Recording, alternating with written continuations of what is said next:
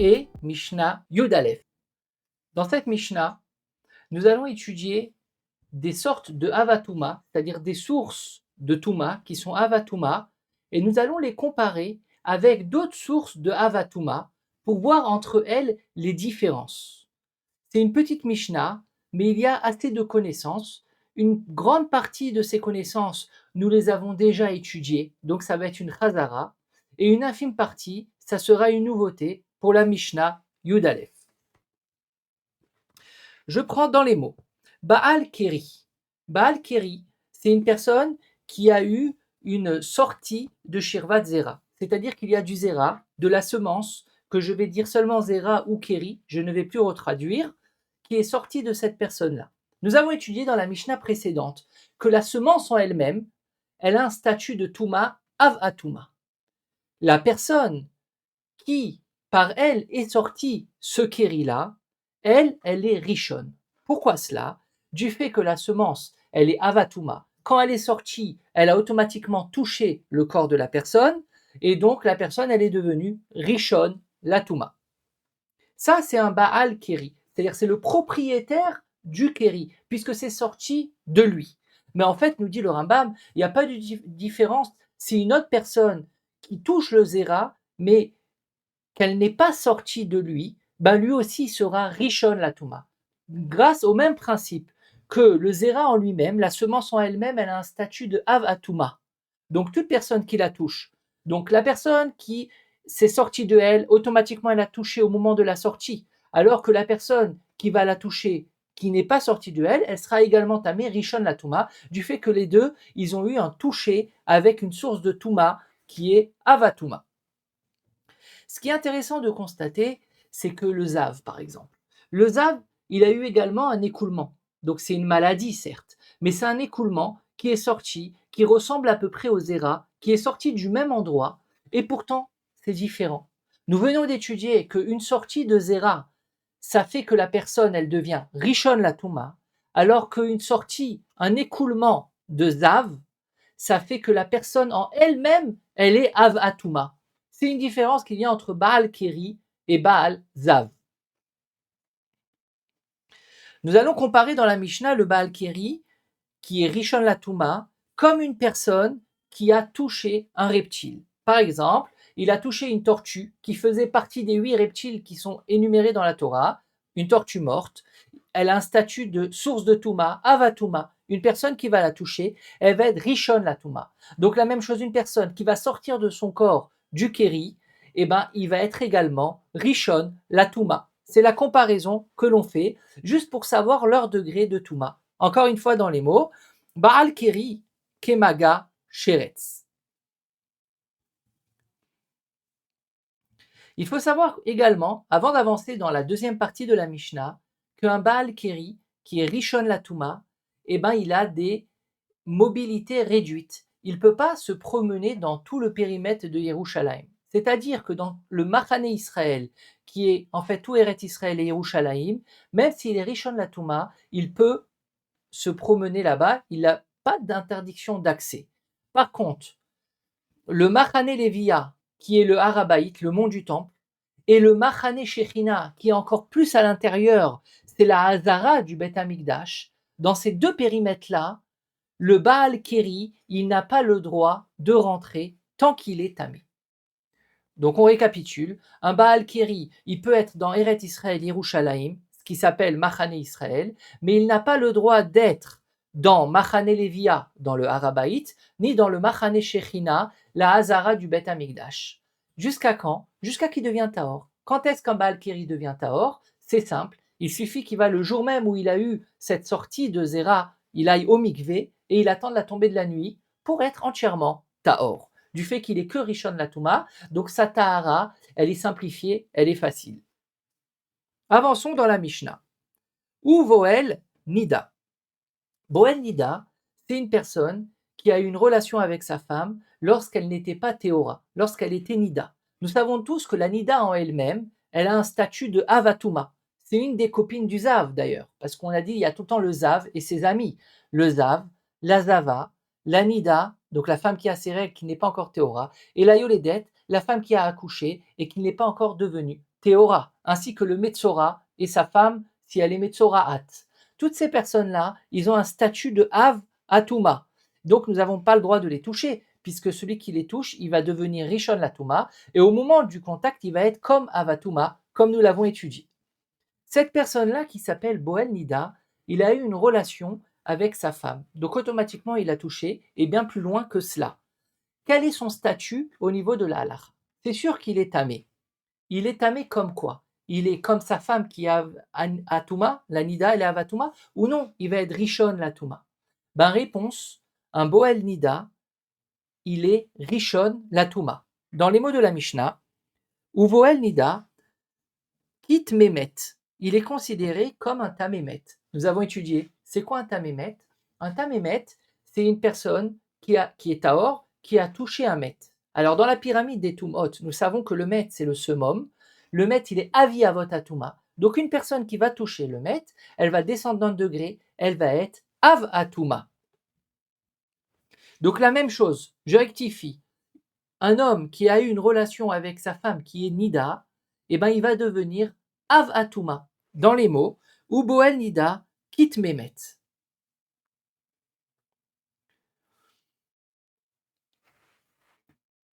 Pour comparer avec le premier cas de la Mishnah, qui était le Baal Keri. Le Baal Keri, nous avons dit, il est Rishon Latuma. Et le Baal Keri, il a interdit d'accès à deux périmètres, au Machane Shechina et au Machane Levia, à la Hazara du Beth Amikdash et au Harabait. Maintenant, que se passe-t-il avec le Boel Nida? Le Boel Nida, au niveau de sa Touma, il est plus sérieux, puisqu'il n'est pas Rishon, il est Av Atuma. Mais au niveau de ses interdictions d'entrée, c'est plus facile. C'est-à-dire que le Avatuma, le Boel Nida, qui est Avatuma, il peut se balader dans Eretz Israël, dans Yerushalayim, ce qui s'appelle Machane Israël, au même titre que le Baal Keri. Par contre, le Boel Nida, il peut également se promener dans le Machane Levia, c'est-à-dire autour du Harabait, dans le Harabait à l'époque. C'est pas interdit. Alors que pour le Baal Keri, c'est interdit. Et en fin de compte, l'endroit le plus proche, le plus kadosh, qui s'appelle le Machane Shechina, la Hazara du Beth Amikdash, elle est interdite d'accès aussi bien au Baal Keri, qui est Rishon Latuma, qu'au Boel Nida, qui est Avatuma. La question qui saute aux yeux et que tout le monde pose, elle est comme cela. Comment se fait-il que le Baal Keri, qui est seulement Rishon Latuma, il est interdit d'accès à deux périmètres? Il est interdit d'accès au Machane Shechina et au Machane Levia.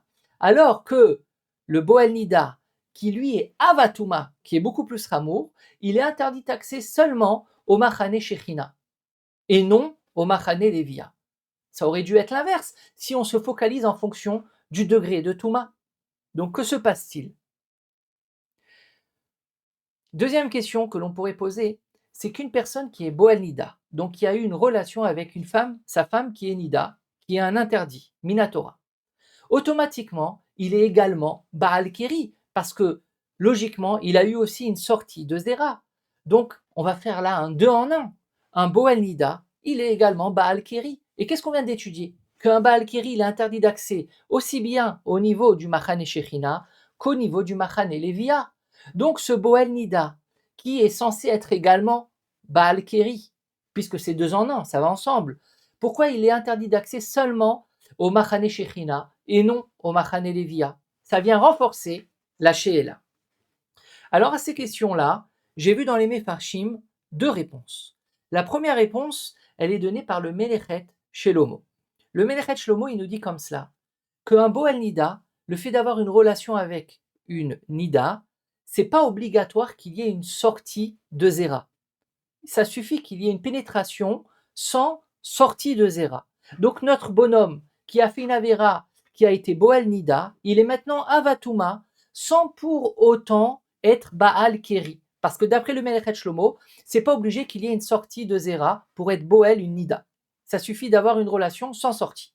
Donc d'après cela, notre monsieur, il est maintenant Boel Nida, il est considéré comme Avatuma.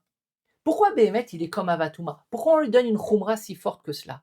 Ben, tout simplement, c'est pour mettre des barrières, pour éviter l'interdit. On lui dit attention, si tu n'arrives pas à te contrôler et tu vas avec ta femme qui est Nida, tu vas être tamé Avatuma. Et ça crée plein de contraintes. Du fait que Avatouma, pour être Tahor, il lui faut 7 jours.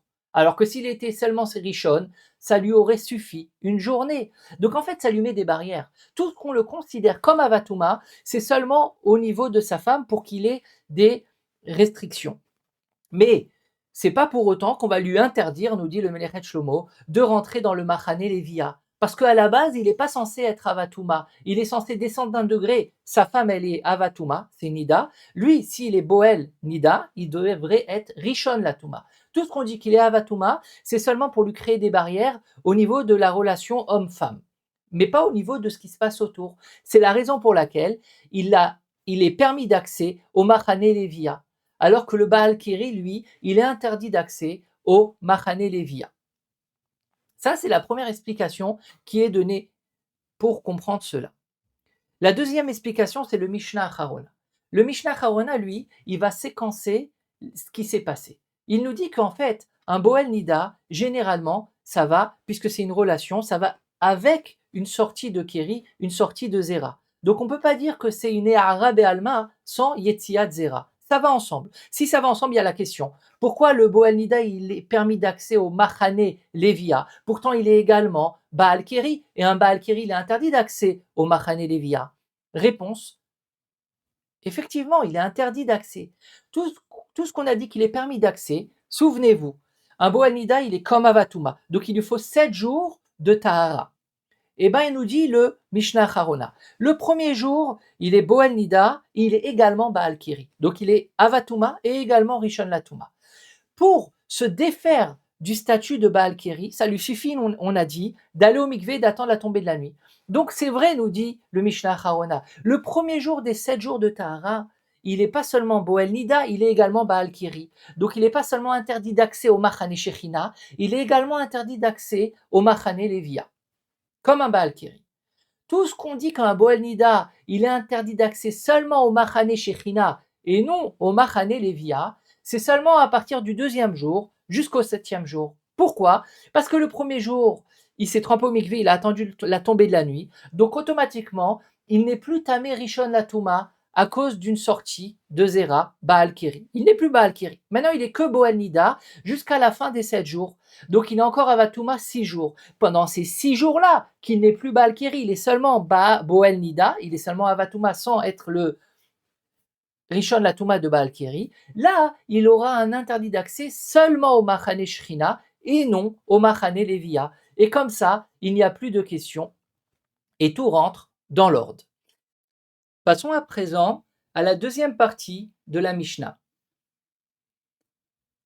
Nous avons étudié qu'un Boel Nida, il a un statut de Avatouma. Du moment où il a fait cet acte interdit, il est devenu lui-même une source de Touma, il est Avatouma.